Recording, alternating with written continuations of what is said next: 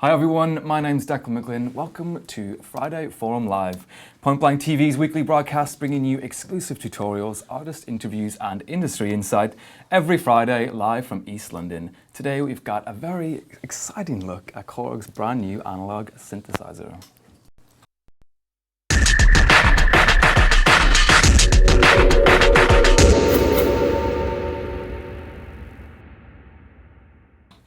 So today we are joined by our sound design instructor Paul Ressel to take a deeper look at Korg's brand new 4-voice analog synth, the Minilogue.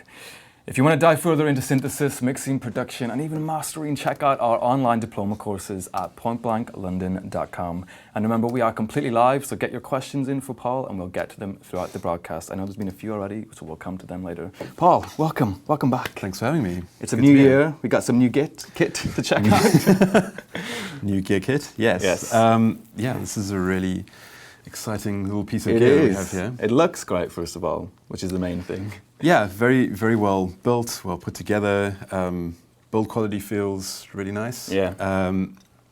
And what's inside is even more exciting. Cool, let's turn it on. So let's turn it on.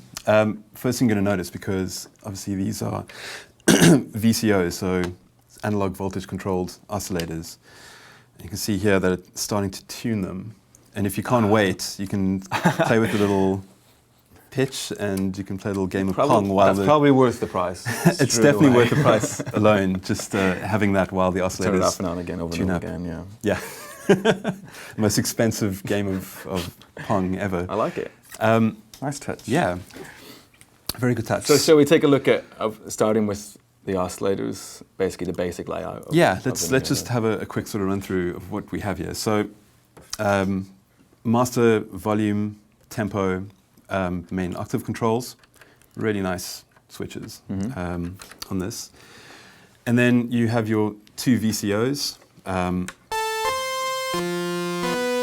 can obviously set octave ranges individually for both of them. The different waveforms, so we've got sawtooth, triangle, and square wave. And pitch control. You can just hear how nice it is, because all the pitch control is in sense, so you can really get in there if you're looking for that kind of detune between two oscillators. That very analog synth sound, and they sound so nice together. You've then got shape control for each waveform. So, and again, what's really nice about this is the oscilloscope that you have the whole time. So, even just from a sound design point of view, if you're kind of learning about synthesis, this is a really great way to get into it. You can kind of see, as you go through the different modulations, what you're actually doing to the waveform. So, kind of have a look there. And then the shape basically just changes the value of each of those waves. So, of course, if we're on a square wave, it's your pulse width as you're moving. So, you kind of change that around. Yeah. So just get to initialize patch here. So we've got our two VCOs, then sort of a modulation section. I don't know if you want to go into that in a bit of detail now. So the way it's been set up, VCO1 modulates VCO2. So the second oscillator is kind of almost like your main carrier in a sense. Okay. And you can do all sorts of modulation to it. You can use the cross modulation depth, which basically uses the pitch of oscillator 1 to modulate the pitch of oscillator 2, which is, get some really nice, interesting sort of textures out of that. You've got then a pitch envelope generator intensity, so basically controlled here by your modulation envelope, which we'll get to a little bit later. You get those nice sort of percussive, depending on how you set those up. You can then sync the two oscillators together, so you get those really nice high-end harmonics. And finally, you can use oscillator 1 as a ring modulator for oscillator 2, so it'll modulate the amplitude, basically. And then, of course, that depends on the pitch is set to. So even just with these two oscillators, there's a really large number of ways you can kind of sort of modulate them together and get some interesting textures. And that's before we've even touched on LFOs. And We haven't even, we've barely scratched the surface.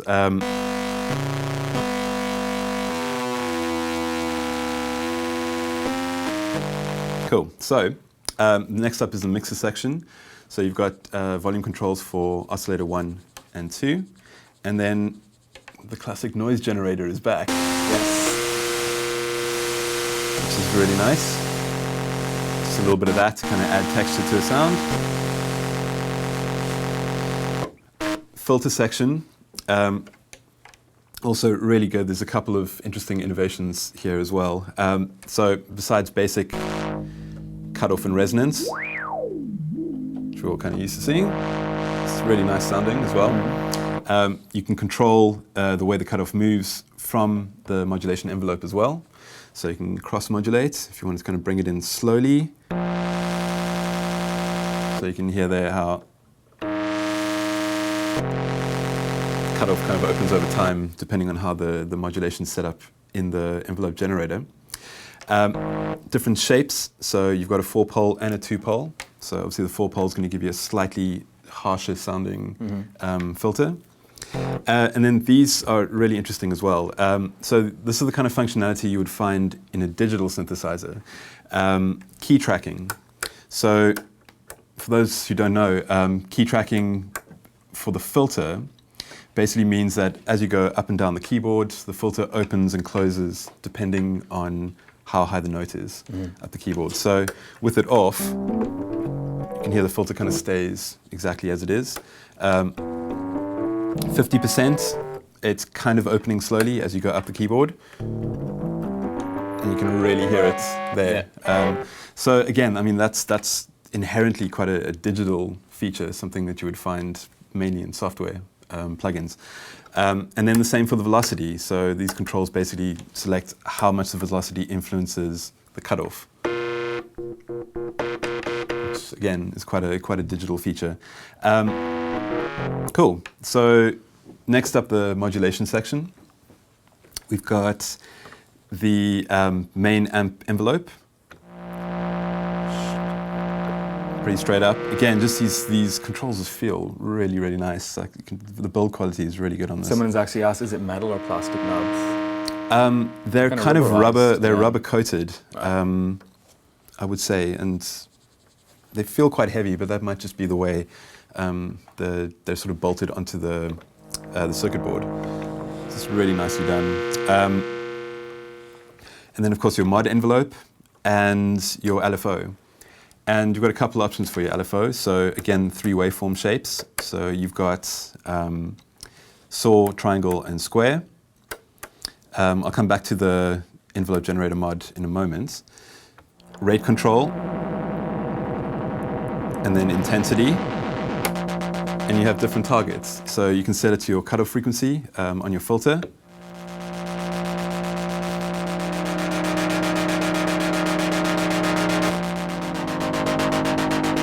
Sounds really nice. Yeah. You can set it to the shape control on both your VCOs as well.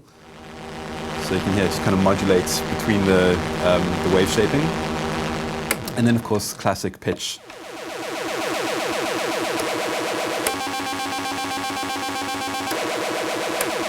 Now, what's also really cool is you can basically cross-modulate using the envelope generator as well. So, for example, you could use the envelope to control the rate of the LFO. So you could have something that does this.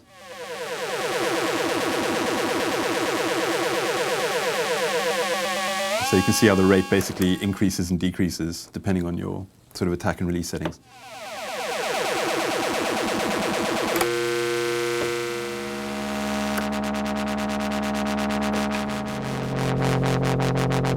It's quite cool. Yeah, nice. So really nice is that there's a large number of features there. In terms of the modulation, of course, most of it's hardwired. Yeah. But there's still a lot of options in terms of being able to kind of really use this as a sound design tool. Okay, so next up, the delay. So the delay is the only built-in effect, and you have a couple of options with this as well. So basic time. So we put a post filter. So you can hear it's got that kind of tape delay sort of feel to it. So the pitch changes with when you're speeding it up or slowing it down. But that delay isn't analog as such, is it? That's actually a digital delay. This is a digital delay, yeah. But it's quite a nice model of sort of very analog sounding delay. And then another feature they've included in the delay chain is a high-pass filter. So this actually gives you access to a second filter, and you can run it in 2 different modes. So post-filter will filter the entire signal. So you've got a nice little high-pass there. Or you can set it to pre-filter, which will only filter the actual delay signal itself. So you can have these long delays that don't really interfere with the rest of the sound, so you can get this nice kind of texture sort of happening in the background. And if you had the feedback in the time set to 0, could you then essentially make a bandpass filter because you could use this low pass and this high pass together? Yeah. Exactly, right. Exactly, yeah. So yeah, so that's a really nice little feature that they've included there. The next thing I think we should have a look at is the voice modes. So this is a 4-voice polyphonic synth. So let's maybe get into a new patch.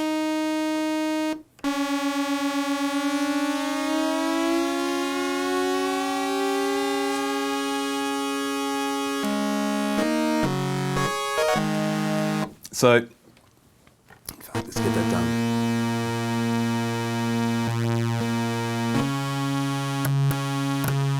Okay, so you've got 4 voice modes. So basic polyphony is 4 voice. You then got duo, which then restricts the polyphony to 2, but it basically doubles the voices for each of those. So, and the voice mode basically controls the detune of those dual voices. In fact, let me just quickly hop back to the polyphony. So on the polyphonic mode, what it does, the voice depth mode, knob basically controls, it inverts the chord sequence. So it does chord inversions, which is quite interesting. That's cool.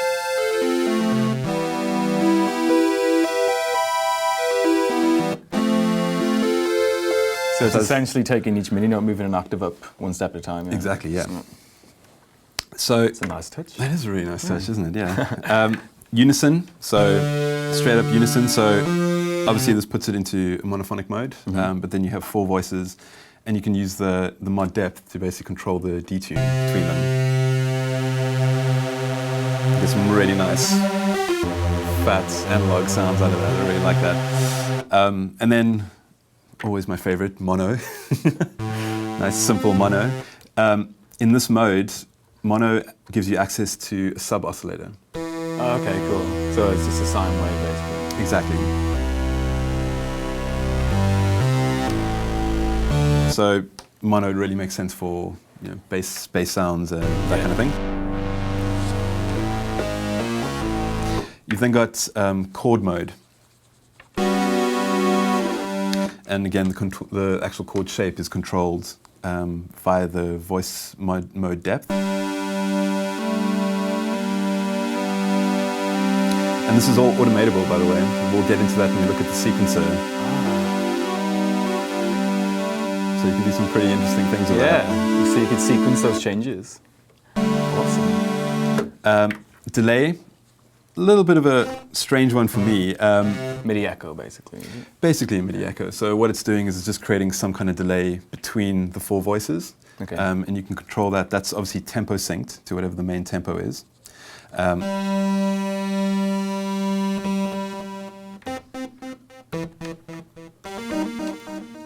Definitely find a use for that at some point. Classic ARP.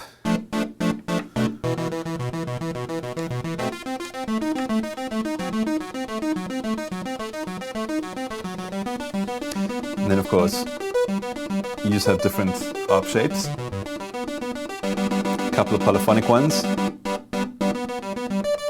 Good old random. Yeah. And again, this readout is so useful. There's just, it basically tells you pretty much everything you're doing. You get some kind of visual feedback as well, so you can sort of see where you are.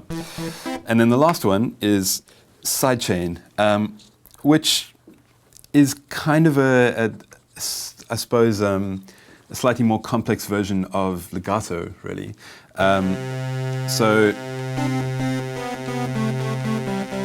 But as you put the voice mode depth up,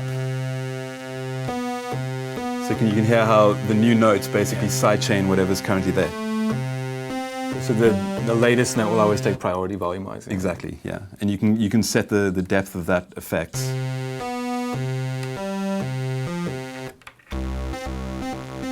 I mean, it could be, again, something you could find useful. So those are the 8 voice modes. And the one thing we haven't looked at yet is the best bit, which is the sequencer. Yes. So very similar to what you get in the sort of Korg Volca series, built-in 16-step sequencer, which auto-quantizes your playing into it, which can be really handy, especially if you can't keep time. Yeah. And there's a couple of ways to access it. So if we go through a couple of the built-in presets, sort of octabass, every single one of these presets comes with a pre-built sequence. Nice one. And of course, you can add to these sequences that are there by just hitting record. And kind of remember all the moves you make. Ooh, that's not going to sound good. Another way you can do it, if you clear the sequence, so just using Shift Reset, will basically clear the sequence, so there's nothing there now. And there's a couple of ways you can input. So if you just hit record, it goes into a standard step sequence mode. So you can basically set the sequence up the way you want it, note for note.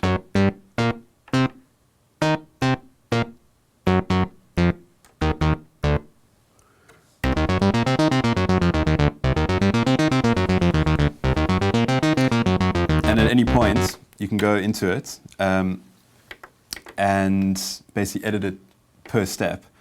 So you can edit any of the steps that are currently there. It'll tell you the note that's already being played, and you can just change it. So I just have to ask this question. Yeah? Because someone said, please, for the love of Jesus, ask this question. So I have to. Can you play the sub-oscillator by itself? And we were actually talking about this before we went on air. And no, you can't. You can't. It's only available in mono mode. It's only available in mono mode. So, yeah, unfortunately. Carry on. Okay. No, that's a good question. That was my Samsung broke was the name of the piece. That was okay. Yeah, definitely irrelevant. One of the questions I had too. So. Okay. Yeah. So you can also record the sequence. Let me just clear this again. You can also record the sequence in playback mode. Now, this is where I feel that there's something lacking. Okay. It would have been great to have some kind of metronome, because as you'll see, you only really have a visual playback for what the tempo is and what you're playing. And I mean, you can go for it. And it does auto-quantize. It does auto-quantize to the 16 steps. But you don't really have any actual control over where it goes. Yeah. And I guess if you were trying to come in on like the third bar of a beat, and that beat isn't playing, yeah, you won't know where that you is. You won't know where it is. A couple of other really interesting things. Someone's asked, does the sequencer record velocity? Which is a good question. That is a good question. As far as I know, yes. Okay, cool.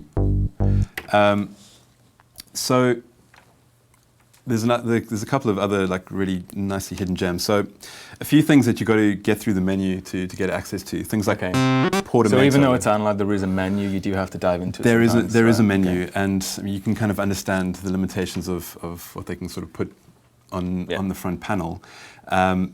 So things like portamento, you have to access through the edit menu. Just find that quickly. So here, things like pitch bend amount. So by default, obviously it's set to 2 notes each. You can put that up to an octave each.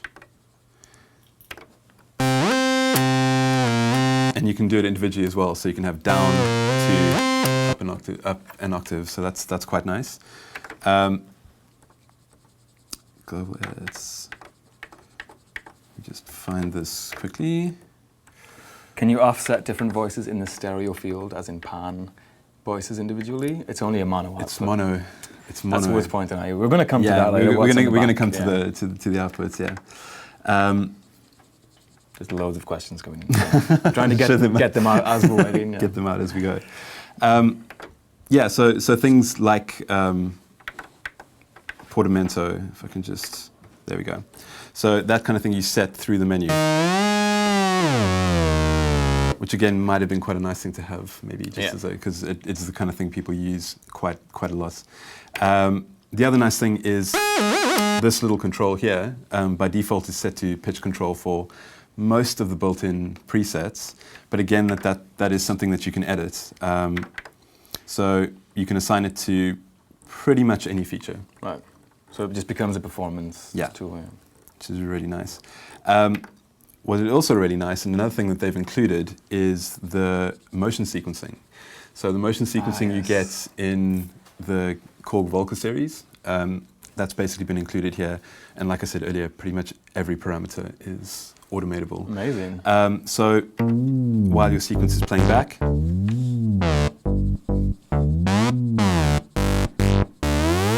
you can do things like, and it just remembers it. And you can basically store up to 4 layers of motion sequence. And then once you kind of hit that limit, you have to unfortunately just delete or clear one of the motion sequences that are there.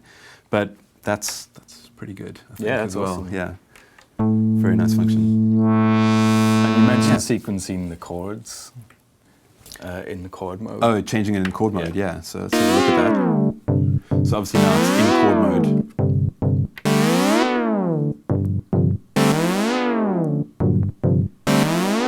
So yeah, it's sort of changing from it. It's a little bit difficult to hear with this, but you can kind of hear like how that's working. Yeah. So someone's asked about the digital menu. So it is an analog synth, but is that digital menu controlling analog functions? Are there extra digital functions beyond the delay? I think the digital system is mainly controlling a preset recall. Right. Okay. And obviously, to make this sort of a fully motorized recall would be ridiculous. It would be about 10 times the price. And that in itself actually has created quite an interesting feature. So if you load up an existing preset,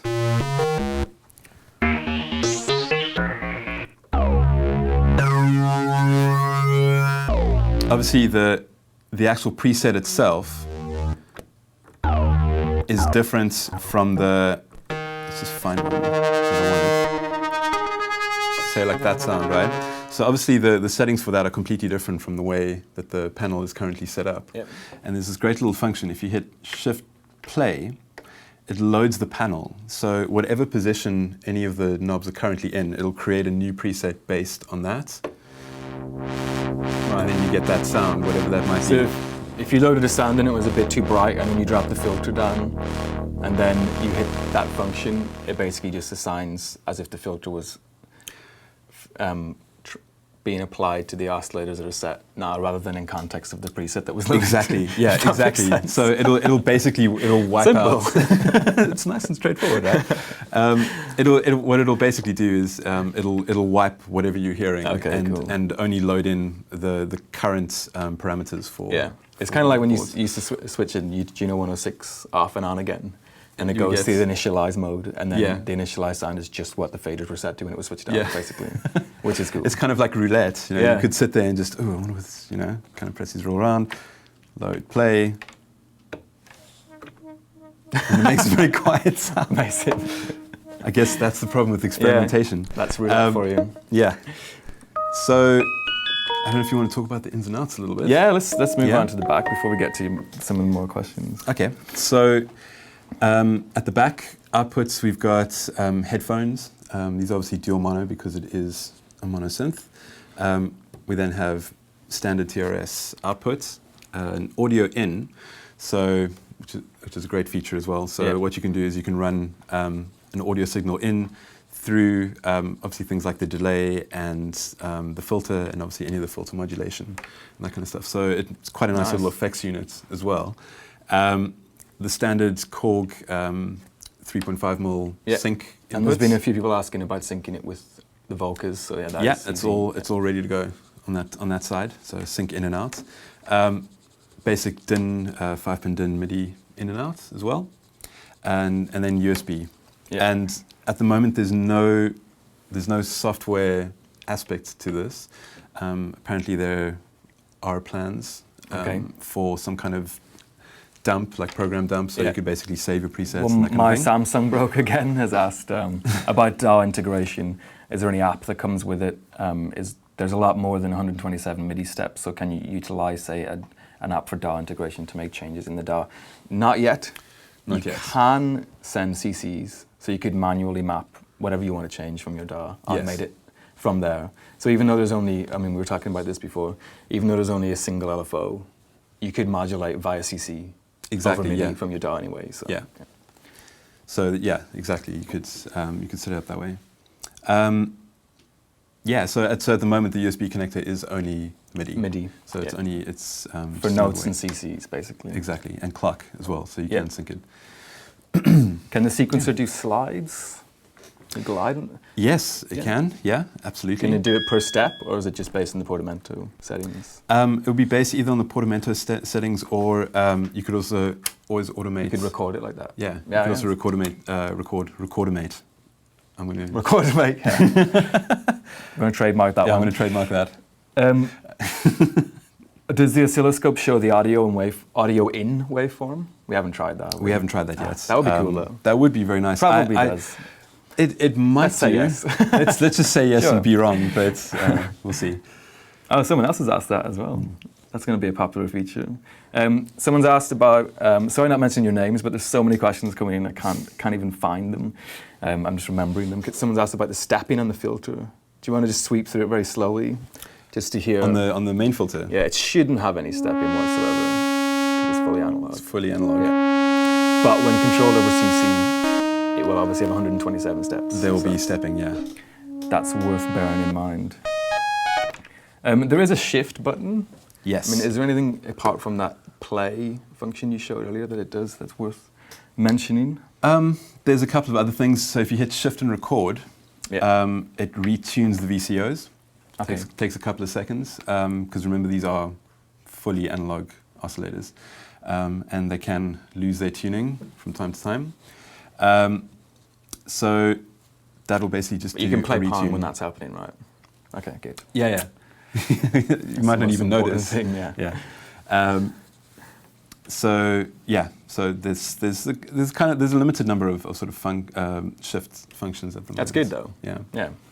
I don't think they wanted to make it too complicated. Yeah. Someone's Reefer has asked about clocking through the USB. So yeah, it does have USB sync as well. It does, yes. Yeah. Does the arpeggiator have a hold function? No, not that I can tell just yet, but that was initially one of the things I really wanted as well. LT Music's just asked again about syncing to your DAW, the clock tempo of your DAW. Yes, that is possible. That is possible, yeah. And actually, there was a good question earlier about the price. So people are skeptical. How is this possible? How is this possible? Someone was asking about if there was one feature you wish it had, what would it be? So my top feature that I wish it had was some kind of metronome, right? Specifically for the sequencer. Basically, if they could incorporate that with some kind of tap tempo function as well, that would be great. I just think because the sequencer is such a big part of it, and you've got all the motion control, it'd be really nice to be able to actually, when you're recording a sequence, know what you're recording to. Yeah. That helps. But other than that, I think the way that they've achieved this is very clever cross modulation in the oscillator section. So kind of really getting the most out of just having those two VCOs. Yeah. And just very clever hardwired modulation settings between the filter and the envelopes and the LFO. So you get this great functionality in quite a small package. Yeah, for sure. And just to finish up on the presets, there's 100 presets, and each one has a sequence, and then there's 100 empty user presets as well. Initialized. So you have 200 presets. in total. Yeah. Nice one. And they are actually, we should point out, because we just discovered this in the manual before we went live, Richard Devine and Jimmy Edgar, the incredible producers, have created all the presets along with Korg, so that's pretty cool. Yeah, it's been quite surprising going through them and then just sort of playing around with the sequences, and you sort of just hear some fairly interesting Sounds ones. like a Jimmy Edgar one, yeah. And you can hear it's not just chord motion or note capture. They've used the motion controls as well. So all the motion recording would be saved as part of those sequences as well. Oh, nice. Which is really nice, yeah. Yeah, some really nice ones. It's well thought out. It's going to be my favorite. Yeah. Yeah, the delay really adds a lot, doesn't it? It really does, yeah. And especially what I love about this is the way you can push the feedback quite far. You know, it's got that really nice kind of play around with that. It's got that space echo, tape delay kind of feel to it. Yeah. And there's loads of questions coming in, but I'll try and get through a few more before we finish up. Richie Animation's asking, can you save over the chord presets? As far as I'm aware, you can. User banks, yeah. As far as I'm aware, you can. Do you want to save over Jimmy Edgar's preset? He's going to be mad about that. And finally, I'll try and get through one more. Will this beat my JDXI? Well, no comment. No comment. Is it moddable? Everything's moddable, but because it's fully analog, that actually might make it a bit easier to mod. Yeah, I mean, you know, my background is in circuit bending, and have you opened it yet? I haven't actually opened it up and had a look, but you know, if I was feeling dangerous, I might take a pair of pliers and some wire to it someday. Matt Jones has asked, this is the last question, can we please hear the high-pass filter with a chord going through it? Very specific. A chord going through it. So maybe something with a little bit more. Yeah, we'll do this chord and then we're going to have to wrap up.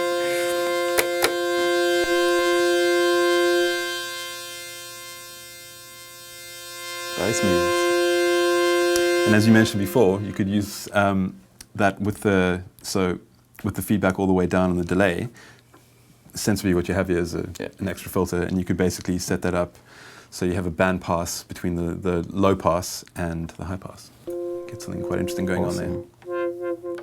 Yeah. And no, it doesn't make drum sounds per se, but you could obviously. I mean, you can get into it. Yeah, if you some claps and noise oscillator. Yeah, you could sort of get into the pitch envelope setup does kind of give you that possibility. So if you just kind of get your settings in the right place, you could.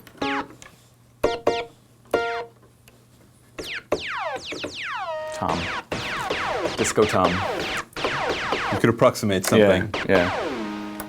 Nice one. So, unfortunately, we are out of time for today's FFL. Hopefully you got all your questions answered there. And if you want to learn much more about synthesis, production, mixing, mastering, and all that good stuff, make sure you check out our online diploma courses at pointblanklondon.com. We'll be back next week with another FFL, so we'll see you then. Cheers.